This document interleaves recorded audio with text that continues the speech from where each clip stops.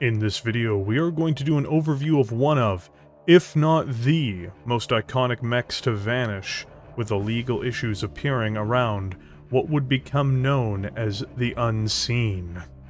Central to one of the most beloved characters to appear in the novels, as well as in many ways being a visual and literary giant in its presentation, it's impossible to miss this design for any long-term Battletech fan.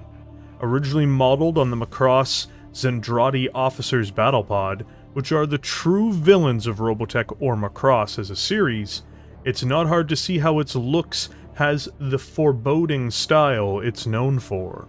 Perhaps only overtaken by the Atlas and a peer only to the Warhammer, this machine's sinister silhouette lingers over the franchise, its threatening appearance being unforgettable to all those who view it, and certainly for those in the setting who have it bearing down on them. Today we are going to talk about General Motors' most menacing Battlemech, the Marauder.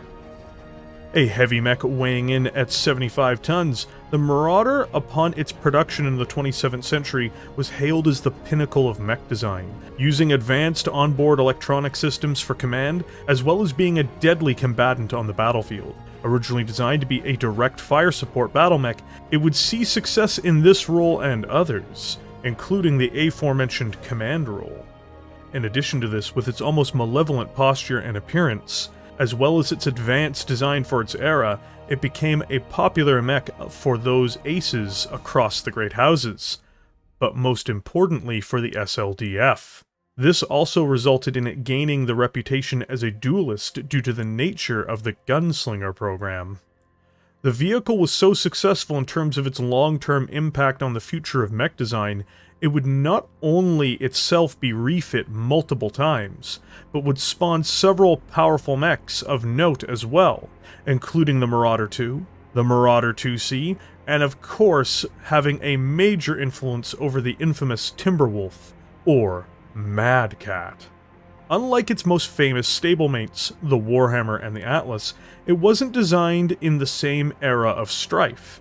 In essence, the Age of War for the Warhammer series, or the decline and fall of the Star League for the Atlas series. This mech was designed during the Golden Age, with the first model being the Mad 1R. It was sophisticated enough that upon its launch, it would first find its way into royal regiments of the SLDF, though over time it would be dispersed to the regular SLDF units and the great houses. The 2R would be the next royal unit, which would be introduced in much more troubled times, but using more advanced technology.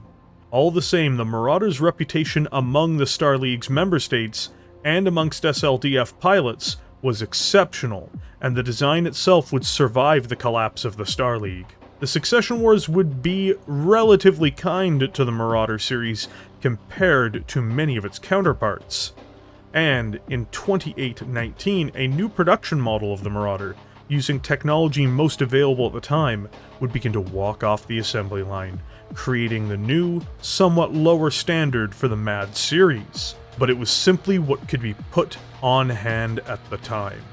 All the same, the Marauder's service during the Succession Wars is impossible to downplay, and some of the most notable Mechwarriors to have ever piloted these steel behemoths have sat, most notably, behind the control console of a Marauder. Grayson Carlisle would be the most noteworthy, being one of the greatest Mechwarriors of the 31st century and responsible for massive events in the history of the Inner Sphere. But this is to say nothing of his peers and contemporaries. Another noteworthy Mechwarrior to pilot the Marauder is the Bounty Hunter, who claimed his from Natasha Kerensky.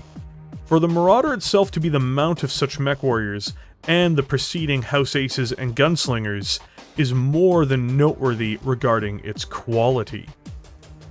Where the Marauder's feet tread during the Star League or during the Succession Wars, often its sinister form would be enough to strike fear in the hearts of inexperienced enemies by its appearance alone, and that is prior to it unleashing the hell that is its offensive capabilities. The primary Marauder that would inhabit this era known as the Succession Wars is the Mad 3R. General Motors' prior two variants of the Marauder were in many ways more sophisticated, with the 3R being a variant brought to market with available components and resources. Most notably, it resembles the 1R the most, though it lacks its sophisticated K system, which prevented ammunition explosions from spreading beyond the torso they are inhabiting. Beyond this, the Marauder 3R still has many of the more advanced onboard communications and electronic systems. To start with, it has the Davion Micronics communications suite, which performed to such a standard that it allowed the MAD 3R to act as a command vehicle. In addition to this, its targeting and tracking system are the Davion Hi-Res, another quality system for this era. In the advanced rule set, the communication system provides the Marauder with the Command Battlemech trait. Because of its placement of its torso weapon, the Marauder series allows for it to have the directional torso mount, in essence, turning it into a turret. The weapon installed in the turret, however, does suffer from the negative trait, which is the exposed weapon linkage feature. The hull of the Marauder is designed and shaped in such a way that it has the narrow profile rule, making it harder to hit. Finally, it benefits from hyper-extended actuators, which allow its arms to flip into the rear arc, giving it some ability to fire behind it. All of these traits, however, are much like the command trait, a part of the advanced rules. Moving into the physical performance of the Marauder, we'll start by looking over the power plant that drives this vehicle. Weighing in 19 tons, the VLAR 300 standard fusion engine gives the Marauder the ability to run 64.8 kilometers per hour, or 6 movement points per turn. In comparison, the AS-7D Atlas, a 100-ton assault mech, possesses the same engine, and only has a maximum speed of 54 kilometers per hour, but it will move, giving an idea of just how powerful and versatile this engine is. For a machine weighing 75 tons, the Marauder moves at the expected speed. While this speed may not be impressive for lighter mechs, at this mass it's not possible to move faster during this era. This is still adequate though, as it's the standard speed for strategic movement in the Succession Wars. Tactically, the Marauder also moves at an adequate speed, but it's expected to be as mobile as it is. In terms of its ability to sink heat, the MAD 3R is underserved by its current array of heat sinks. It contributes 6 tons in additional heat sinks, giving it a maximum total of 16.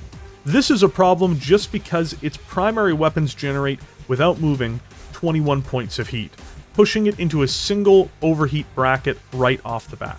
As a result, this means that the Marauder often can't commit most of its weapons, which can result in its impressive firepower not necessarily being able to be brought to bear, depending on its heat and battlefield situation.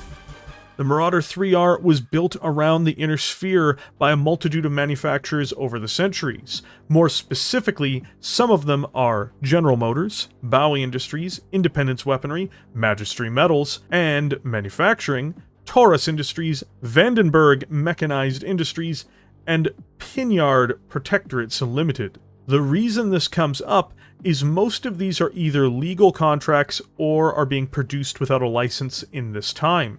I have to point this out, even though these are Marauders and appear to be on the baseline configuration, this could have an impact on the weapons decisions made by the manufacturer, on if they have the prescribed weapon, those listed in the TRO, or if they have to substitute them with locally available weapon variations that may be to hand. For instance, the brand of the PPC may be different between different manufacturers. As described in Technical Readout 3025, the 3R comes equipped with a solid array of hard-hitting, long-range weapons. To start with, the MAD 3R supports twin Magna Hellstar PPCs, one mounted in each of its arms, which gives it a potentially devastating direct hit ability at long range, and gives it the functional capacity to knock out targets reliably, especially once their armor and structure have been degraded. To back this up at the same long distance, the Marauder has a turret-based gun, a GM Whirlwind autocannon. This cannon can, in theory, be used in light fighting against smaller targets to prevent the Marauder from requiring too much heat, or it can be used to help cycle heat off the Marauder while still keeping its fire consistent at long-range engagements. Finally, all of this is backed up by 2 close-range weapons, a pair of Magna Mark II medium lasers. These are the Marauder's only true close-range weapons, beyond its bulk, inside of 3 hexes. The Marauder's direct fire abilities are built on removing large chunks of armored plating or internal structure at long range through its PPCs, as opposed to looking for criticals or lucky shots through a scattershot approach, which one might expect to see from a long-range missile-centric mech like the Archer or Catapult. Its closest peer is the Warhammer from this time, operating with a similar PPC loadout. The reputation of the Marauder, though, despite running hotter, is that of a mech which brutalizes its opposition at long range, and backs up that fire with autocannon shots, battering its opponents into submission. For protection, the Marauder, much like the Warhammer, is approaching the lighter armored side of things, with a total of 11.5 tons of armor applied to the mech. This puts the Marauder into an often uncomfortable position when fighting many of its peer adversaries, or those which are heavier, which is to say, it functionally can't take the punishment of a mech such as an awesome Battlemaster, Grasshopper, Archer, or Orion. This isn't to say that the Marauder has no armored defenses at all, of course. It's very much functional, but it can quickly decline if it faces stiff opposition that focuses fire on it. What makes the MAD 3R such a powerful force on the battlefield is a multitude of factors. It's not slow for its weight for starters, which can be an issue during its time of development, such as its famous direct-fire competitor, the Awesome. It has powerful guns at range, in theory having better damage in one round than its primary rival, the Warhammer 6R. It's a command mech for frontline units, and finds itself either supporting its command lance or acting as the command vehicle of the unit. Its dangerous notoriety and sinister profile have enhanced its prominence, yet furthermore, making it one of the true greats of its time. But this is not to say that it's perfect. While it may be faster than an Awesome, it is less armored and has less firepower. While it may have better burst damage than the Warhammer, it lacks its sustained fire and close-range weaponry, something which can be extremely critical for the Marauder. These are the trade-offs and compromises the Marauder makes, being strong in its own way, though not being able to completely replace these other designs. It has its own role to play, and its own fighting style. It's not a big Warhammer, or a smaller, faster Awesome. It's a Marauder. The Marauder isn't invincible, and it's not unstoppable, but it is a component of a force which can quickly change the tide of battle in favor of its pilot and its unit. Its menacing stature, though, certainly doesn't hurt. Despite the Marauder 3R being a superb war machine, eventually the Inner Sphere, centuries after the manufacturing of the 3R, would begin to advance, ironically in no small part because of one of the famous pilots of the MAD series. This changing face of war would alter the design of the Marauder itself, and just in time for it to come into conflict with the clans. As stated in prior entries, the clan invasion was a brutal campaign launched against the Inner Sphere by the successors of the Star League Defense Forces, who'd mutated into a darker, almost alien society built around eugenics, genetic engineering, and a caste system.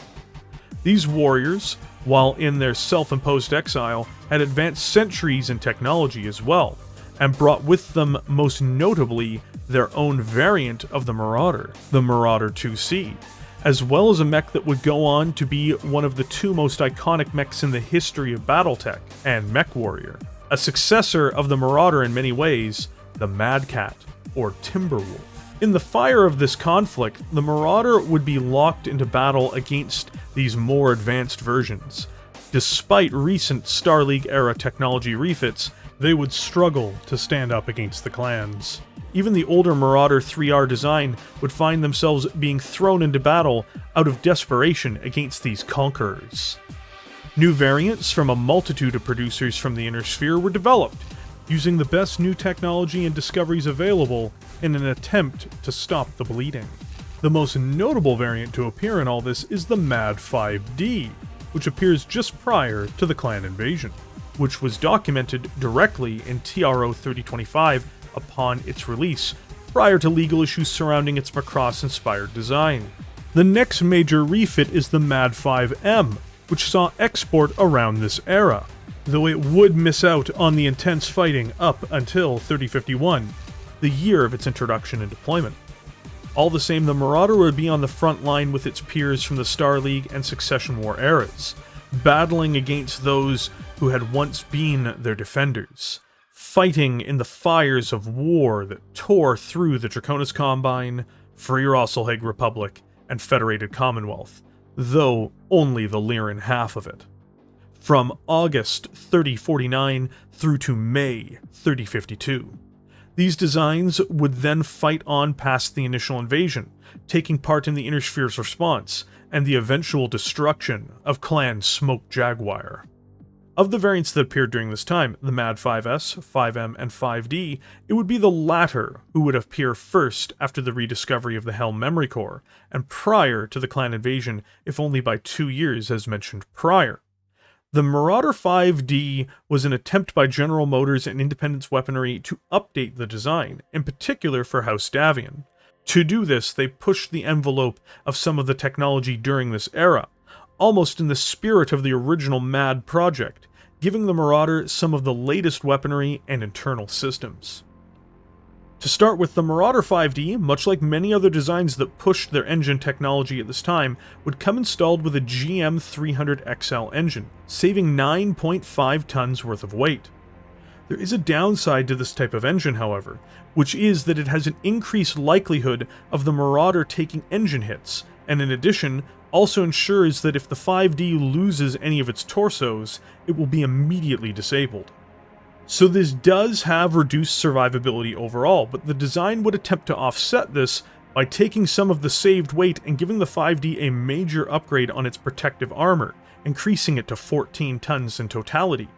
Another interesting new addition is installing 4 jump jets into the mech, giving it the ability to leap up to 120 meters.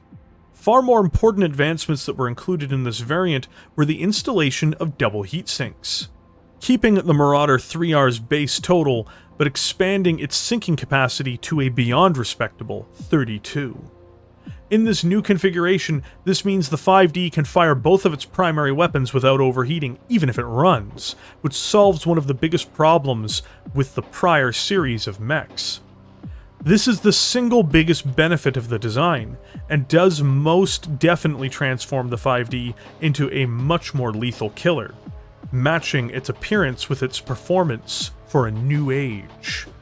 Finally, we have its much changed weapon systems. Entirely abandoning its autocannon, it replaces it with a Sutel Precision Line large pulse laser. Its medium lasers are also replaced with Sutel Precision Line medium pulse lasers, and a Federated SRM2 Streak is installed. This gives the Marauder a real up-close ability to defend itself, unlike the 1R or 3R. On top of this, its traditional PPCs are replaced with newer, longer-range versions, namely a pair of Defiance 1001 extended-range particle projection cannons. Having a great variance of ranges that it can operate in, and no longer being a victim of other mechs in close, the 5D's weapon package is well suited to its heatsinks and total armor. Though its XL engine is a liability in many ways, it's freed up weight inside of the mech for it to become a real monster. Jump jets being added also allow for it to survive up-close fights in a way that it couldn't have before, along with its new weapons package. The 5D overall is a superb design, and would be one of the best, if not the best, Helm memory core upgrades found in the original TRO 3050. Its performance against the clans, though not able to line up against its descendants, was admirable, and helped the Inner Sphere forces in the Federated Commonwealth hold the line against their Vat-born adversaries. 2 other variants of the Marauder would also see service during the war, but we are only going to talk about one of them. The Marauder 5M would see deployment and combat prior to the end of the clan invasion, though it would only see service after 3051, and is built on a very different principle than its 5D counterpart, despite some immediate similarities. Though it does maintain the same double heatsinks, engine, and jump jets, its armored protection isn't enhanced from where the 3R's was. Where the real difference is in its armaments, and how it would be deployed into battle. As successor to the MAD 3M, the 5M is a devastating close-range breakthrough mech, starting with a dramatically powerful set of large pulse lasers as its primary weapon systems in place of PPCs. These short-range weapons do very good damage and have an enhanced ability to hit targets. They are further backed up by 2 medium pulse lasers, much like the 5D has. But the real difference comes in its replacement of the AC-5 autocannon, being subbed out with an LBX-10 autocannon, giving it solid range and scattershot abilities, especially on already exposed armor when using the right ammunition. This means the 5M closes with targets, shreds their armor away with accurate pulse laser fire before shotgun blasting the target with an LBX autocannon. This is just a very different approach. It still has many of the same problems the 5D has, only with the same issues that the 3R has in terms of armored protection. This means despite its short-ranged nature, it's also fragile, not just from the mediocre armor, but from the XL engine. With all of this said though, when used well and used wisely, this Battlemech can tear targets apart in its ideal range brackets, making it ideal in dense terrain environments, especially with its pulse lasers and jump jets, and it also excels in protecting support and command mechs.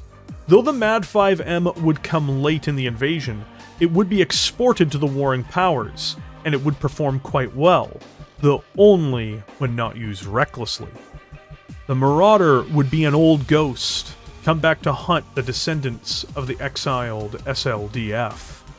Though no match directly for its descendant, the Timberwolf, and though it would struggle through this time, the Marauder, with the raw courage of their Inner Sphere pilots, the free bursts, which the clanners so often think so little of, would be the one standing at the side of victory at the end of the initial invasion. This hard-fought victory, however, would not be the end of war in the Inner Sphere, or the end of the strife that the Marauder would participate in. The Federated Commonwealth would tear itself apart, before religious fanatics from the Word of Blake destroyed much of the Inner Sphere. The Marauder would see the rise of a new republic in the heart of the Inner Sphere, before it crashed into rubble under a newer, more dangerous clan invasion. In this final part, we are going to examine the Marauder and its newest variant in the Ill Clan era. There would be a broad swathe of variants that covered this time in the interim, but the latest model using the Marauder's chassis is another GM design, and is produced by and for the Federated Sons. The Sons themselves would receive this design just as needed. Not only was their only ally, the Republic of the Sphere, experiencing significant difficulties as the Dark Age went into full swing, losing territories on all of its borders, but worse, Davion itself would eventually be led by one of the most disastrous leaders in the history of the Sons, namely Caleb Davion.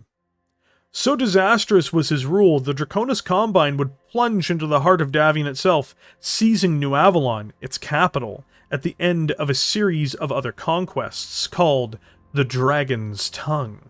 Even with this being the case, this new design would be on the side of House Davion and the Federated Sons, not only in its defense, but now in its advance, to throw the Combine out of their territory, and to bring back worlds from the yoke of tyranny now experienced while under the Dragon's occupation. The MAD 11D is an upgrade of the original 5D variant, and maintains its XL engine as before. It also maintains the original 14 tons of armor. In addition, it mounts 17 double heatsinks instead of 16, increasing its heat management ability. It does lose its jumping ability, but in favor of that weight being used in more firepower. This model, though, would go to add 2 newer technologies to it in order to save yet more weight.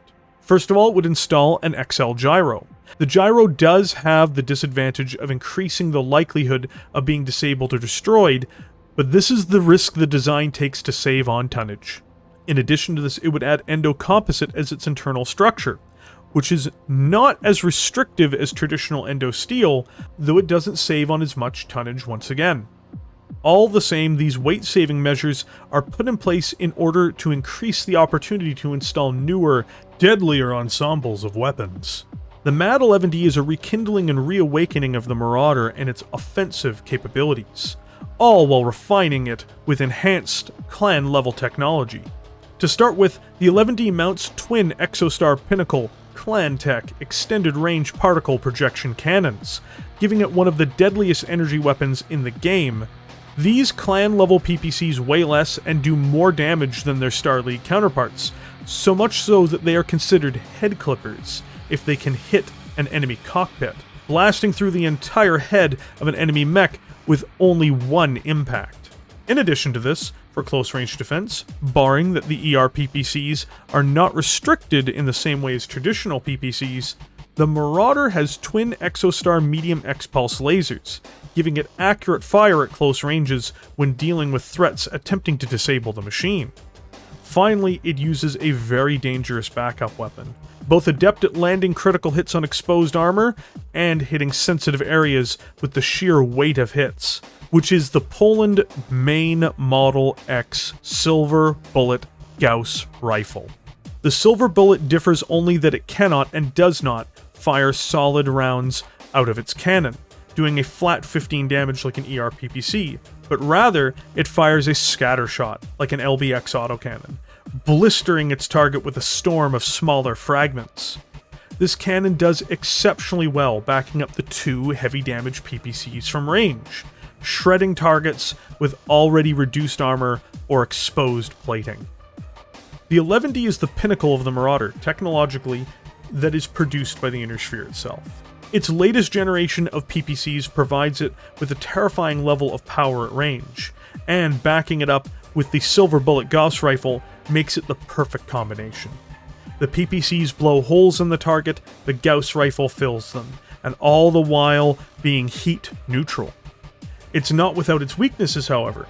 Its Inner Sphere XL engine and XL gyro can create significant problems for the mech, such as quickly acquiring engine hits or the loss of a torso knocking it out. And that's just on behalf of the engine. That doesn't go into the dire straits of taking unnecessary gyro hits. But these issues are only present to allow the Marauder to absolutely hammer its targets at range, ripping them to shreds in turn after turn of hellish fire from its three primary weapon systems. This is the harbinger of the wrath of the Federated Sons, who now prepare themselves to liberate their capital, world, and others. It will be its ominous form, striding from dropships upon the landing against the Combine Mechs, which stand against it. An ancient horror being unleashed by a house now so wronged by their neighbor. Revenge will come in many forms upon the dragon, and one of those will be the burning, star-hot PPC bolts from this venerable, revitalized monster. The Marauder was once the face of the franchise, and to many of the earliest adopters of Battletech in the bygone era of FASA during the 80s and early 90s, it still is.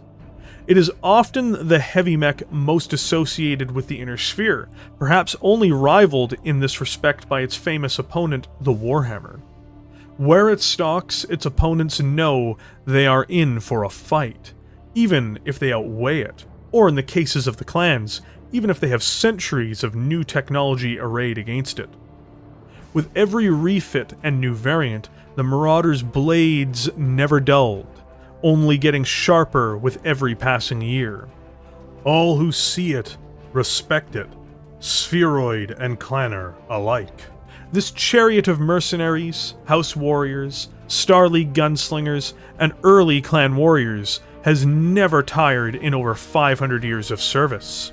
From the day it walked off the line in General Motors' initial production run, it's been striding across the battlefields among the stars, its menacing frame never vanishing from sight, only growing more fearsome with every fight. Thank you for joining me here today. If you enjoyed this content, please consider liking it and subscribing to the channel. There is also a YouTube member program that supports this channel, and I thank my members very much for supporting the work that I do. With that, I will catch all of you in the comment section below.